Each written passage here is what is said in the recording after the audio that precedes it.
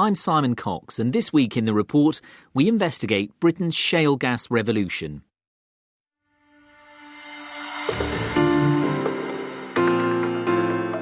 Could Blackpool become the new Aberdeen?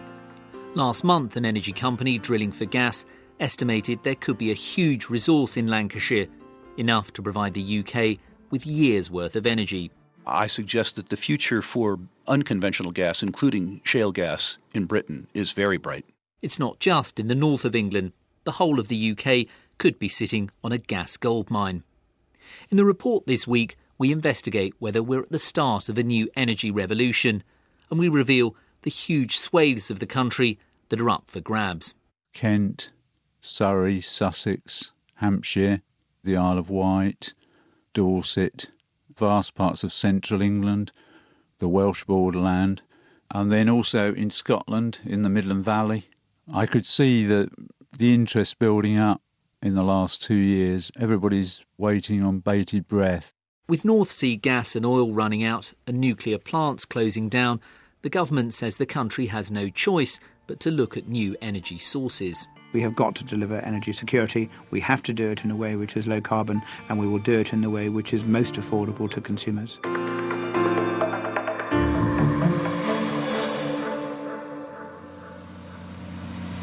We're on the Priest Hall well, about 4 miles east of Blackpool. We just started drilling 2 days ago, so we're about 900 feet into the ground right now. We're trying to get down to about 8,000 feet. In 2010, engineers from Quadrilla, a small private mining company, began drilling in Kirkham near Blackpool, deep down thousands of metres into the shale rock, a prehistoric clay which stretches in a band from Preston out to the Irish Sea. Water, sand and chemicals are blasted at the rock to break it up, releasing pockets of gas. Mark Miller, chief executive of Quadrilla, explains the technological changes that have enabled them to exploit this form of gas.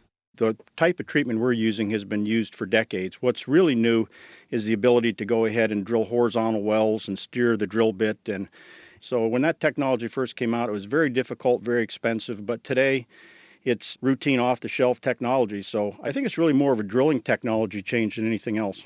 And the ability to do surface data acquisition. We didn't have that ability to diagnose gas in the shale rock before. So we used to drill right through these things. So, doing good. How you doing? So this is the drilling room. Denny's our driller for day shift here. Everything's kind of all automated here. We're not really looking like the old style rigs where the guy's out on the floor running it. We're among the first. We're among probably the top 4 or 5 starters in the shale here in Europe. We're here because our geologists have identified this is a potential area to drill the Boland Shale, and we applied for a license about a year and a half ago and received it for this area, and this spot seemed to be the best geologically and also environmentally to work at. Last month, Quadrilla published its first figures on just how much shale gas there might be in Lancashire. They estimated there was 210 trillion cubic feet. To put that into context, the whole of Britain uses less than 4 trillion cubic feet in a year. So even extracting just a fraction of this would be hugely significant. Mark Miller from Quadrilla says it could yield real benefits both for the region and the country as a whole. One is the amount of jobs and what it'll do to the local economy. Another one is energy security. Anytime you can produce energy in your own country instead of buying it, you have more control over what the price might be and more control over the supply of it. And the third thing really is always there's the possibility that if this follows the same trend as it does in other successful oil and gas markets, you could see energy prices start to turn the corner and go down as a result of having your own supply right here in the country. Quadrilla is hoping Britain can repeat what's happened in America, where over the last decade, shale gas has become an integral part of the US energy market. Well, right now you're standing on the floor of NOMAC 14, an active Marcellus shale drilling rig. We're about 6,500 feet deep right now. Pennsylvania's in the thick of it, slap bang on the Marcellus Shale, a vast rock formation which stretches from New York to Tennessee. In just a few years, shale gas has gone from being a minnow to now providing a quarter of all US gas. Rick Rule, an energy broker at Sprott Asset Management in Vancouver, says it's hard to overstate the transformation which shale gas has brought about in America. I would say it's a sea change. The result of the success of exploiting the shale basins has led to a 70% decline in the price of natural gas and a situation where the United States may even become a reliable exporter of natural gas in the near term. What do you think the prospects are for shale gas in Britain? I think the range of unconventional gases, including shale and coalbed methane, are very bright in Britain, particularly at a time when your North Sea supplies are beginning to run tight. I suggest that the future for unconventional gas, including shale gas in Britain, is very bright. It's hoped South Wales will be part of that future. In a modest upstairs office in a business park in Bridgend is the headquarters of Coastal Oil and Gas. It owns large tracts of land in Somerset, Kent and South Wales, where it plans to drill for shale gas. And they believe there's lots of it. In July, the company estimated there was £70 billion worth of shale gas in South Wales alone. Coastal Oil and Gas's chairman, Gerwyn Williams, believes the UK can copy America's lead.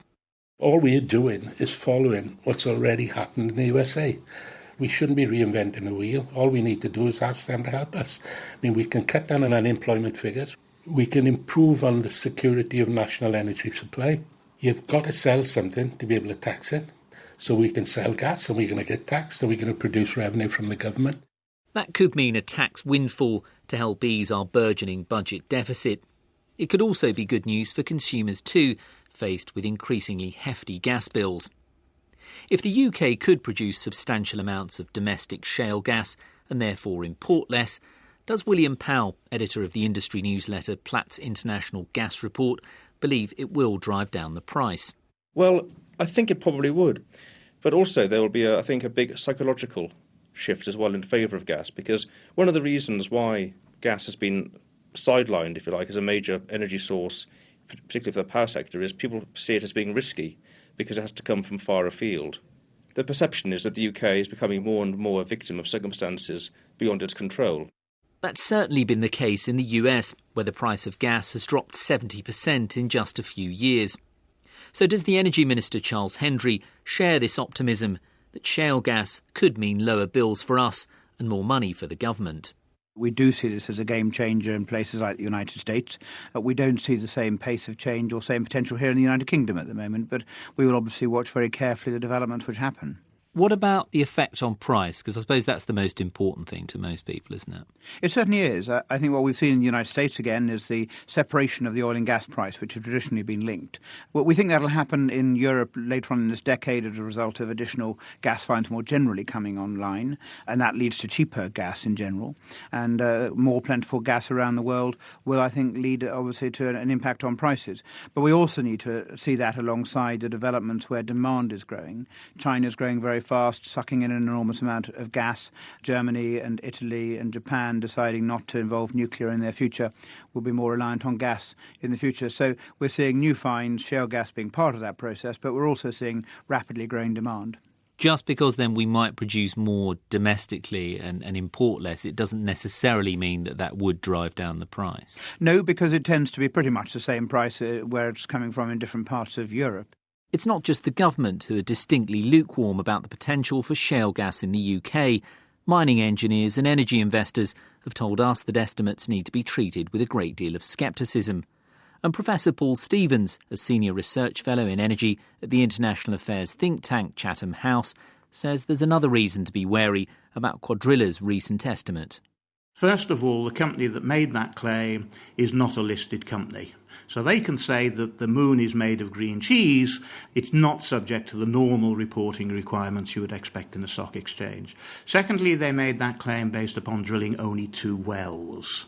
But most interestingly for me was a month ago, the United States Geological Survey re-estimated the resources on the big Marcellus play in the United States. Previously, they said that there were 410 trillion cubic feet of resources. A month ago, they revised that down to 84. Now, that's a tremendous reduction from 410 to 84.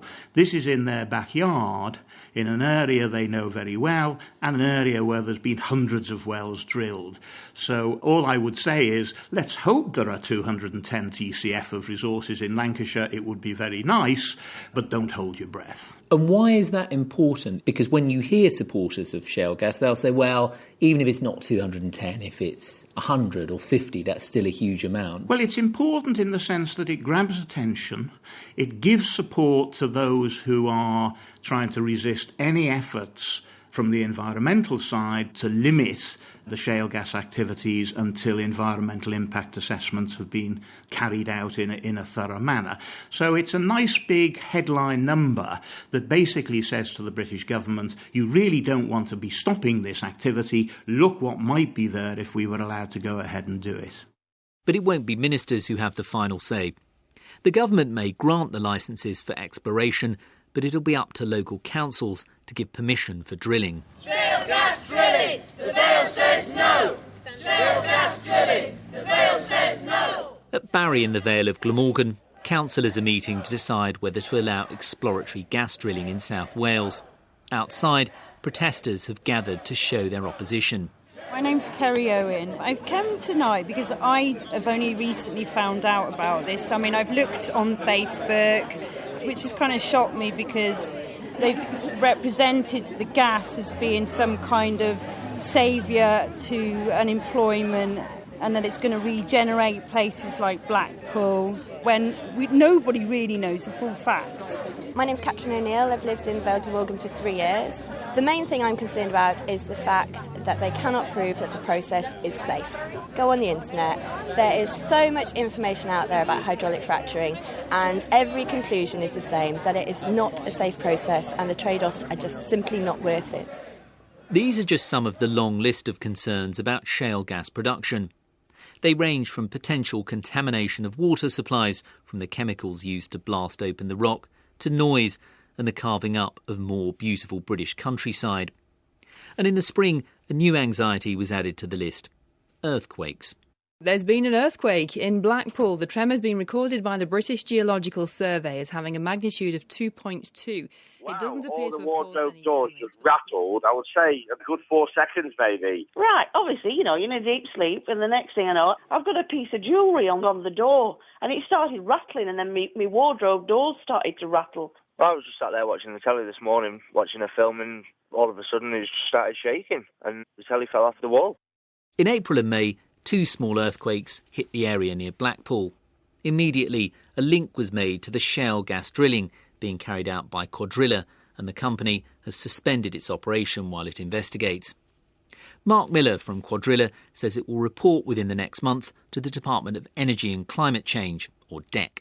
We're really about to release a report on the study we've done over the summer addressing that, and we're putting the final touches on that this week. And at that point, then, we'll submit that to the DEC and determine our go-forward plan. Was that worrying? I know you probably can't talk about the report until it's out, but was that worrying when it had happened as an operation and you have those tremors near to where you're drilling? Yeah, I don't know if I'd classify it as worrying, but it's certainly something that you need to, from a responsible position, take notice of and study the data and make sure you have a full understanding of our operation and any potential connection between what we're doing and the tremors.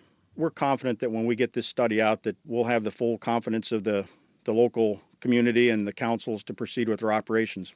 Labour peer Tony Berkeley says incidents like this have convinced him that decisions over drilling can't be left to local councils. He's trying to get an amendment through the Lords which would make shale gas production a national infrastructure project, giving the government more of a say in whether drilling should go ahead. Once these things are accepted and the planning system is accepted as being in place, the only pressure that one can put against it is through the local planning authority, who of course might also have tension on them. Well, this could create jobs. It's going to be very difficult for local authorities to balance a local need and the potential for God knows how many jobs. I think there needs to be a national policy on it.